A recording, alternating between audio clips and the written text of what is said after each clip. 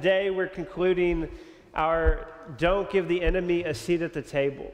And in 1914, World War I was raging across Europe, and there were people fighting from different countries for their cause. You had the Russians, the French, the Brits, and the Germans all fighting together, and in certain spots they were entrenched just yards apart from each other. They were enemies who wanted nothing less than to win for their team or their cause and perhaps kill their enemies. And yet on December 24th, Christmas Eve, something unexpected happened. Because from one of the trenches, Christmas carols started blasting. They started singing Christmas carols. And then before long, there was a return of the Christmas carol from another trench, the enemy's trench. And before you knew it, cautiously and slowly, the different sides began coming out of their trenches. And for an evening, for a moment, there was no fighting. The two sides came together. There was singing, there was praying, there was talking, there was laughing, there was playing, there was burying each other's dead. It was a moment when peace wasn't discussed, when the fighting was still kind of happening, and yet for that brief moment, there was peace. And for us, that is where we are today as we conclude, don't give the enemy a seat at your table. The question of this table that God prepares for us, this table where He meets us and blesses us with His presence, with His grace, with His love, with His strength. This table in which we get to experience all of who God is and what He's done for us. And you would think that that table is right there in the back of the restaurant in a private dining room that nobody knows exists unless you're invited into that space. Because at the same time, while we have this beautiful table with our shepherd, we have this very real enemy who is trying to distract us, dismantle our relationship, and pull us away from what God has to offer us. And he does that. And we know that our enemy is described as a prowling lion looking for someone, that's you and me, to devour. And yet he comes disguised as an angel of light. And he offers us this moment of help in our time of need, the answer to our problems, this little bit of freedom that ultimately is this masquerade or this mirage that leads us into this place of isolation and sin. And it's from there that he accuses us and tries to ultimately get us to believe things that are untrue. And so this table that is prepared for us by our shepherd is not in the private dining room, but rather it's, as King David said in Psalm 23, in the presence of my enemies, which raises the question, why is the table in the presence of our enemies? Why does God, our good, wise shepherd, put the table there of all the places that he could put the table? And I'm going to give you the spoiler alert. He has a purpose. It's intentional. And as we think about this, we're going to turn to Jesus' priestly prayer in John chapter 17. There's this moment, it's the climax of John's gospel. Jesus is about to be led away to the cross, and he's going to pay the ultimate price for all of our sin and shame and guilt, and it's all going to be nailed to the cross on Jesus. But before that, the night before that, Jesus has just celebrated the Last Supper with his disciples. Peter knows that he's going to betray Jesus. Judas has left the building to actually betray and hand him over to his enemies. The enemy is enclosing and circling around Jesus. The air in the room is thick and tense. The disciples are confused because Jesus just isn't quite making sense. And yet, with the cross just hours away, Jesus prays for his disciples. He prays for you and I because he knows that as he returns to the Father, that he is going to leave us in the midst of this hostile world. And so Jesus, he prays this, kind of beginning in verse 14 or 15. My prayer is not that you take them out of the world, but that you protect them from the evil one. It's this picture that the table prepared for us by our good shepherd is not this escape room in which we get to go and be secluded from this reality that the world is hostile and broken, and that the realities of life don't faze us. But what Jesus says no, is the world hates them. And I'm not asking you to remove them from the world, but rather that you would protect them or keep them from the evil one. Because just a few verses later, he says this, as you sent me into this world, I have sent them into the world too. And so we see that this table, the presence of God in which we get to experience him, is not just for our comfort, but there's also this commissioning attached to it. That yes, he blesses us, he comforts us, and yet he reminds us of who we are in him, and more importantly, who he is, and he is the Almighty. And so he doesn't leave us unprotected. He doesn't send us out on our own, but rather he continues to pray and say, Father, sanctify them in the truth, that your word is truth. It's this picture of this moment as we sit there and as we spend time in the Word and we remember what is true, that the lies become quieter. And we are shaped by who God is and what he's done for us and who we are in him. And so it's this moment where we see that Jesus says, the world is hostile. The world is a bad place. And people in the world are going to hate you because of me. And you're not going to be removed from that, but rather you're going to be put right there in it. But guess what? I'm not going to leave you alone. My Spirit's going to be with you. I'm going to give you the strength. I'm going to give you what you need in the moment as you navigate the world. And then perhaps the most beautiful thing that Jesus does here is he wraps this all together in this idea of the relationship, where he says, Father, I do not ask for these only, but also for those who will believe in me through their word, that they may all be one, just as you, Father, are in me and I in you, that they may also be in us. It's this picture as we sit at the table, as we are fed by who Jesus is, and as he steadies us and as he sustains us, that we are not left there on our own, but rather that we are drafted in or grafted into the Trinity, Father, Son, Spirit, that we get to experience life with them so that we can be sent.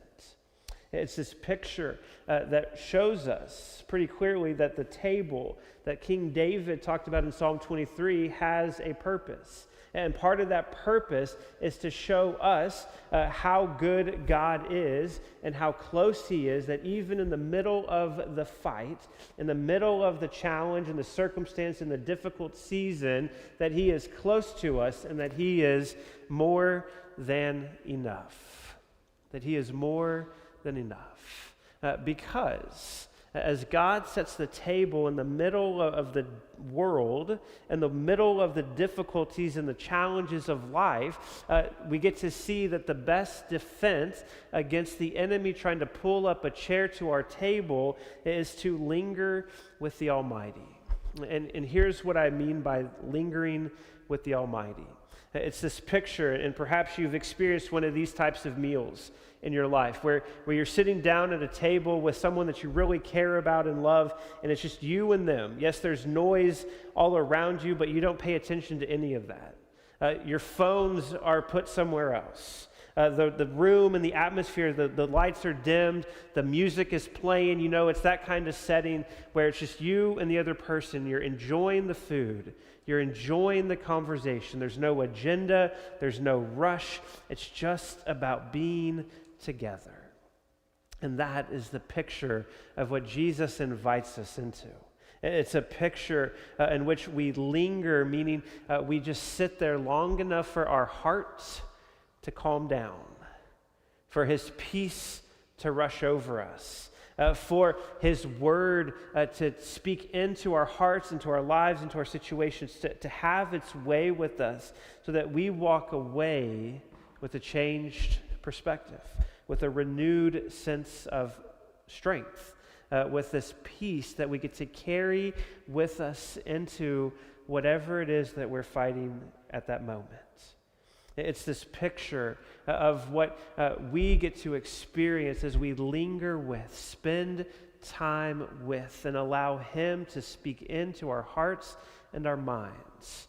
And that picture we get to see, if we're going to turn back to Psalm 34, which is King David, the same King David who wrote Psalm 23, the same leader, the same shepherd, the same warrior, the one who understands that the Lord is his shepherd. But then this is what a life of lingering looks like. And in Psalm 34, David is not writing this from a place of peace.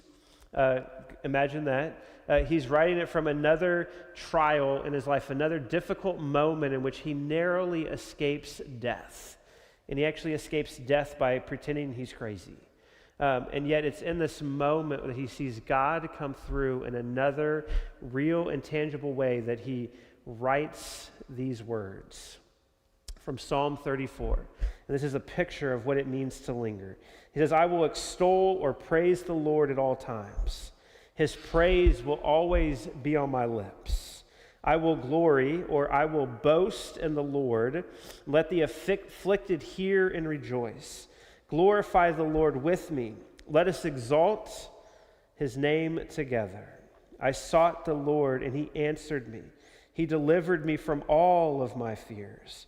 Those who look to him are radiant. Their faces are never covered with shame. This poor man called, and the Lord heard him. He saved him out of all of his troubles. The angel of the Lord encamps around those who fear him, and he delivers them. Taste and see that the Lord is good. Blessed is the one who takes refuge in him." It's this picture of a man who's in the middle of the fight for his life, and yet in that moment, he has the courage, the strength to say that no matter what's going on, I will praise him at all times. Because what King David began to understand through his life, through time and time again of seeing God come through, is that it's not necessarily about the things that God can give me, but it's about the King himself. And he is enough. Which brings us back to the question of why is the table in the presence of our enemies? And as we look at this and think about this, there's three reasons. And the first reason is so that you can know God is enough.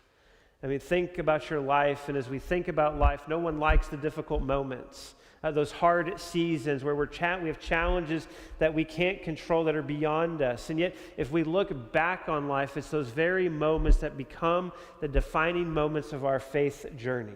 Those moments when you thought the job that was lost was the end of a career, and yet it led you to something else. Or the time that you were left heartbroken because someone left, and you got to experience God's presence and love in a way that you would have never experienced had that person stayed.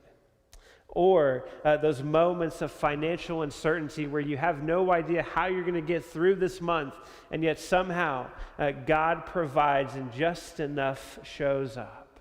It's these moments that of suffering in which God takes and doesn't waste, but rather he moves us and gets us to this place where we get to see and experience and know, not just with our mind, but with our hearts, that he is sufficient, that he is enough. And when we get to that place, when we get to know and experience God's provision and that he is enough in a real way, it begins to manifest in our lives in different ways. Because we also, in the middle of the fight, when we get to sit here and know that God is enough, our enemies or the people watching get to see that he is enough too. The people throwing attacks at you, the people trying to take you down or trip you up, when they see you unfazed, not unimpacted, but unfazed by what they're doing, they're going to start wondering, asking questions. Whenever people are watching, how you don't crack under pressure, but rather you keep showing up day after day because you have just enough for today. And yet you keep showing up. And as they look at you, they can tell that something is a little bit different because your eyes are not fixed on the circumstances or the problems, but rather your eyes are fixed on the person sitting across the table from you. And as King David said, the face is radiant for those who look to him. And so they begin to see it's not about what he's doing, but rather it's about what are they looking at? Who are they reflecting? And they get to see that God is enough. And as they're drawn into that, we get to, as King David says, taste and see that the Lord is good. It's this invitation to come, and now we get to let our cup overflow. Right, in the presence of God, as he fills our cups, we get to share and do what Jesus has commanded us to do, to love our enemy and bless those who curse us. And what better way to reflect his goodness than even in the midst of pain and suffering, to share from this overflow that you experience by lingering at the table. And so for us, it's this reality that as we sit with him, as we allow the gifts of his grace and his love to just be poured into our lives, we're able to experience that he is more than enough, and we get to show people that he is enough, and we get to share his goodness with others. It's why the table is in the middle of the fight, because when we worship, when we keep our eyes fixed on him, the world and those around us in the middle of the fight, even if they're our enemies, they get to hear how good God is and how he is enough and how he keeps showing up time and time again, giving us just enough for that moment. Because that's what he's promised to do. He's promised to give us just enough for today. And then he's going to repeat that tomorrow. And so for us, the enemy is no doubt around us. And yet the best defense against the enemy trying to pull up a seat at our table is to linger with the shepherd. And so here's what I'd like to do. As we close out this series, I want us to take us back all the way where we started 6 weeks ago with Psalm 23. Because I want us to experience this. I want us to sit with the shepherd for just a moment. And so what I'm going to do is I'm going to read Psalm 23 slowly, painstakingly slowly. And what I want you to do is I want you to sit there. And I want the words to just rest over you. I want you to reflect on how it is true in your life as I read each line. And picture yourself sitting there in that room. Remember, the lights are down. The music is playing, and it's you and Jesus. There's no agenda. There's no rushing. It's just about being together. And imagine the fight that's happening around you, the enemies, whatever it is you're going through right now. And then reflect. How is he your shepherd? And so, here we go. Oh, I got one more thing to say. Here's the posture as we step into this. It's, Lord, I'm here, I'm available, and I just want to linger with you. And so hear these words. The Lord is my shepherd. I shall not want. He makes me lie down in green pastures. He leads me beside still waters. He restores my soul.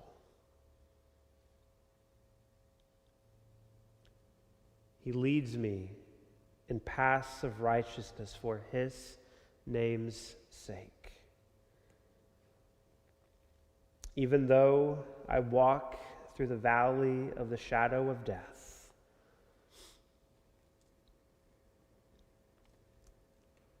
I will fear no evil, for you are with me.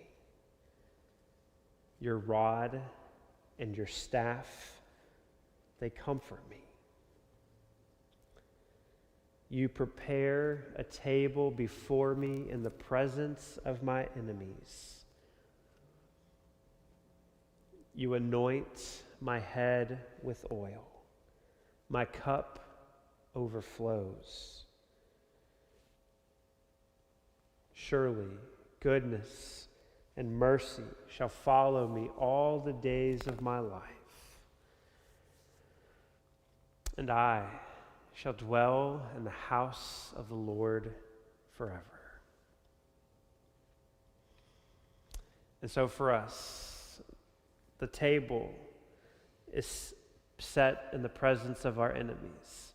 The fight is still taking place around us as we step back into this week. The stress, the circumstance, the pressures, the conflict, still going to be there. But so is the table with our shepherd. And so when you feel this pull to run, to hide, to be self-reliant, remember this, that the best defense against the enemy trying to get a seat at your table is to linger with the Almighty. Linger long enough to know that He is enough, to allow His word to speak into your hearts and your minds and your circumstance. Linger so that you can show others, or that others can see that He is enough, and to share His goodness with the people around you. So don't give the enemy a seat at your table, and keep your eyes on your good shepherd. God's peace and strength be with you today and always. Amen.